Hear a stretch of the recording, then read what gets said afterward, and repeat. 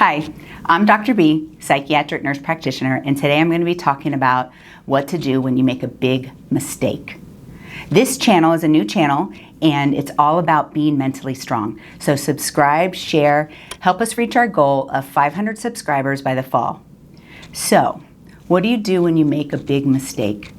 I have lots of patients that we work through some of these mistakes, right?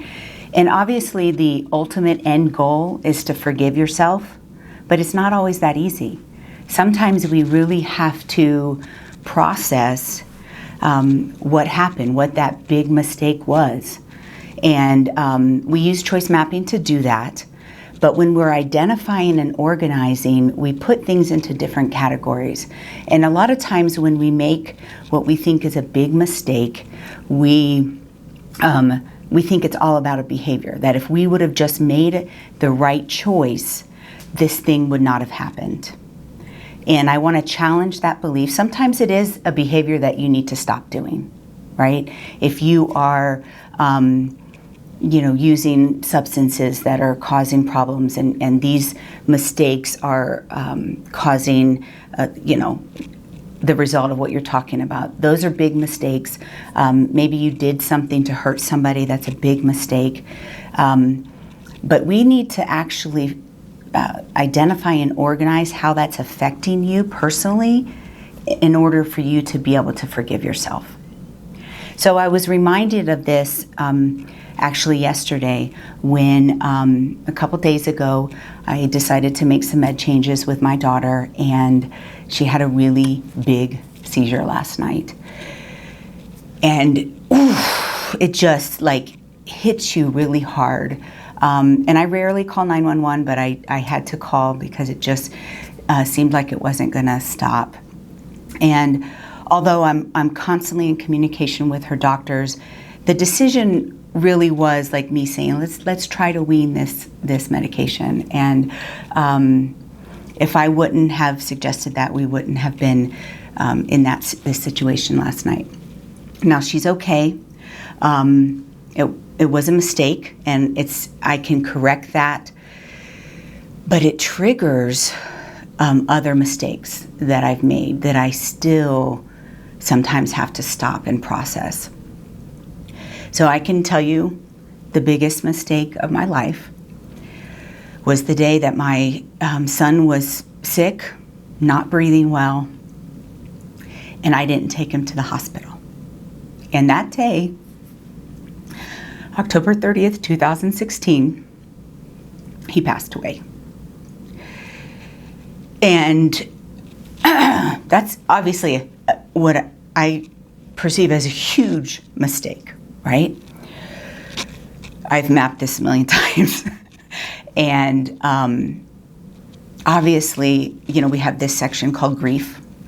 And that's grief. I mean, I lost my son based on a decision that I made on one day. But as I process it and I take the time to grieve, there's lots of things that have come up. Would he have likely died that day? Do I really think that I have that kind of control over destiny? Do I really think that my choices, can change that kind of thing? But I had to go through and process all of those things to be able to forgive myself. And some days are better than others. Some days I'm like, I get it. I think he probably would have passed away that day regardless. But there's days that it's still hard, and that, so when I made that mistake about encouraging the doctor to try to wean one of her medications, it triggered that grief. Like, I don't know what I'm doing. I'm a nurse with a doctorate degree, and I'm making poor medical decisions. And that really triggers me and is difficult, right?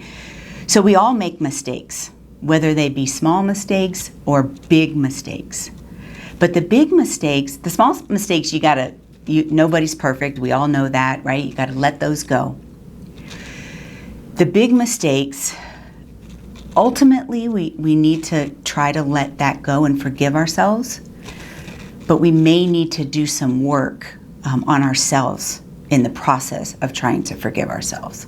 Maybe there's changes and behaviors that we need to change. I mean, I think now as my daughter has the same condition that my son has. I think I'm definitely a lot more conservative. I'm going to call 911 earlier than I did with my son. So there are behavioral changes that may need to take place. If you're doing self-sabotaging behavior like using substances or continuing to hurt people on purpose, or yes, there's behaviors that need to change, and that's a whole section in our Identify and Organize. But you may actually need to work on other things. Maybe there's trauma or grief or anxiety or negative thoughts that are affecting making mistakes. So I encourage you to forgive yourself ultimately. But if you're having trouble forgiving yourself about a big mistake, you probably need to dig deep and figure out what's going on. What are those buttons that are being pushed?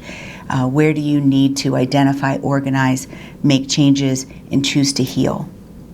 So again, like, subscribe, share, help us move forward in being mentally strong, because I do believe that you are mentally strong.